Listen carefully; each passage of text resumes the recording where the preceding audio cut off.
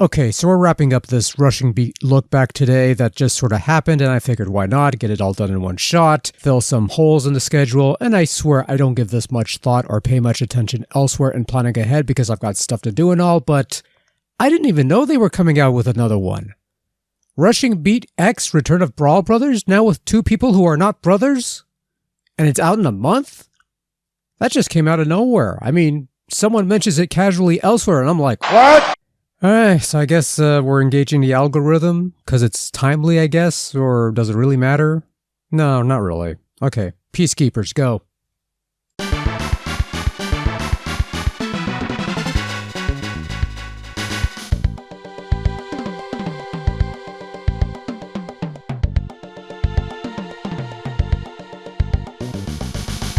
The Peacekeepers, released in 1993 for the Super Nintendo Entertainment System from Jaleco. This would be the final game in the Rushing Beat trilogy of games that would include Rival Turf and Brawl Brothers. Of course, as we mentioned in prior videos, when they brought these games overseas, they were treated as separate entities of varying quality. Rival Turf was the weakest of the bunch and Brawl Brothers was a considerable improvement. But what to make of the Peacekeepers? Well, it has the nicest title screen if nothing else. And also a much deeper backstory that comes up every so often as you play. And while the game is still very much within the side-scrolling beat-em-up realm that we're all familiar with, there's a little more to it than that here, and so I'd call Peacekeepers the more ambitious of the three games, though not necessarily a better game than what came before. As you would expect, Peacekeepers continues where the previous games left off in terms of gameplay. You've got 4 new characters to choose from to start off, but completing certain conditions will add a couple more to the roster, including a returning face from previous iterations. Alternatively, you could also put in a cheat code and unlock everyone from the start. Much like Brawl Brothers, you could switch characters in between stages, and also much like in previous games, you have an optional angry mode that activates whenever you take a bit of punishment, which gives you temporary invulnerability and a boost in attack prowess. You have a special move that drains a little health when it connects, and you also have a super move that you could use twice per continue, which serves as a screen nuke of sorts, and also you can block with the trigger buttons. In general, what we've got is gameplay that is more or less along the same line as Brawl Brothers, and that's good. Combat feels nice and slick for the most part, the controls are fairly responsive, hit detection is generally okay, but there are moments, shall we say. Where Peacekeepers differs from its predecessors is that there's more story thrown your way. Wait for the title screen to fade and you'll get backstories on each of your 4 starter characters and a general idea of what their beef is with the bad guys. Every so often during gameplay you'll come across other characters to talk to and move the story forward. Sometimes you'll come across a fork in the stage. Continue moving to the right or enter this doorway, both of which lead you down far different paths. Couple occasions you'll have some soul searching to do. Do you trust this fellow or not? Blow up this computer before time runs out. Use L for this part. These are circumstances that will alter your progression through the game, taking you on different paths and pitting you in different stages before everything converges on the final arena. Now you have 12 whole continues to overcome the Peacekeepers and reach the end of the game, however that ends up playing out for you depending on where you decide to go or the choices you make in certain situations. Now you hear that and go, hey, 12 continues, that's a lot. Well, hold on to your horse cocks there, buddy. Those 12 continues are essentially your lives. You die, you can continue, choose another character. Once those 12 continues are gone, it's game over. And on top of that, there are scientists you have to save, and if you save them, you get a good ending. And if you don't, you get a less good ending.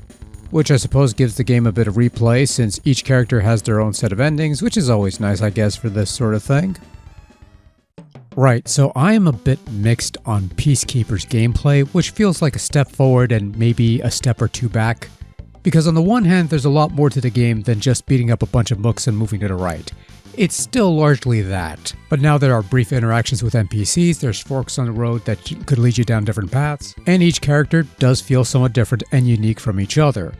On the other hand though, the crop of characters that you start off with aren't exactly the most inspired.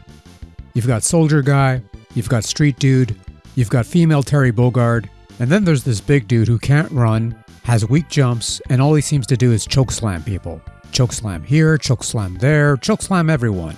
What am I playing here, fucking Big Show? Oh wait, he breathes fire too. I mean, Big Show couldn't do that. There's also that dreaded feeling of tedium that comes with fighting the same 2 or 3 grunts through several stages over and over again, and while the game does mix things up with occasional new enemies and boss fights that are much more creative in certain cases, it doesn't quite feel as invigorating as past games did. These obese fellows in particular are no fun to fight, by the way. Why Peacekeepers decided 1 life per continue is a thing I don't know. There's no reason why you couldn't switch characters after losing a life, and if you say that no game does that, then Teenage Mutant Ninja Turtles 3 The Manhattan Project on NES says hi. Being stuck with a hard limit of what's essentially 12 lives without the possibility of earning more feels like a dick move, and some of these boss encounters can get a bit rough. Visually, Peacekeepers is probably the best looking of the 3 games. Like, I don't care for the digitized mugshots, they're kind of boring looking, but the character sprites are fairly large and animate about as well as you'd expect in this sort of thing. The various stage settings are, again, not the most inspired settings you'll be fighting in, sewers, industrial areas, things of that nature, but then there's dodging missiles from a sub in the distance and sky fortresses. And there's little details like shadows of passing airplanes in the airport stage. For what it's worth, Peacekeepers has the best presentation out of the 3 games, and if the gameplay held up its end, this would have been a true pinnacle for the trilogy. So what you've been hearing throughout the video are select tracks from the Japanese version of Peacekeepers, dubbed Rushing Beat Sure I think it's called, and it's a fine collection of tunes I think that could rival those of Brawl Brothers even. But when the game was localized here for whatever reason that eludes me, all the music was replaced with ambient background noise that makes the game feel empty, soulless, and just plain dull. Sound effects are fine with a couple of yelps here and there, but you ditch all that awesome music for this?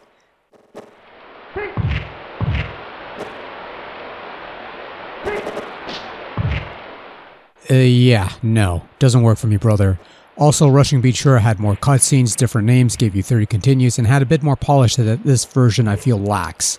And once I knew stuff was missing from this version, that kinda ruined the game for me. And look, I'll be honest here, I didn't really enjoy playing the Peacekeepers. It's not what I would call bad, I mean it plays well enough, but it isn't quite as snappy as Brawl Brothers. It's ambitious in terms of focusing on narrative and branching paths, but falters in terms of atmosphere and general translation among other things. And what really hurts here is the knowledge that what we're playing is a severely compromised localization of what seems to be a pretty solid beat-em-up. That isn't on Nintendo Classic Super Famicom, amazingly enough. They got the first 2 games up there, but not the 3rd one for some reason. That's rather odd. That's rather strange. But yeah, despite a grander scope and ambition, Peacekeepers ends up being the middle-tier offering of this Rushing Beat trilogy that's sort of sandwiched between Rival Turf's bland mediocrity and Brawl Brothers' super slick fun. It's a game that plays well enough and has enough replay going for it if you want to explore the different possibilities of progression, but as a straight brawler of sorts, it's just kinda sort of meh. Still, Peacekeepers has its moments and isn't totally without merit, so I would consider it a mileage-varying sort of game that might be worth a sample.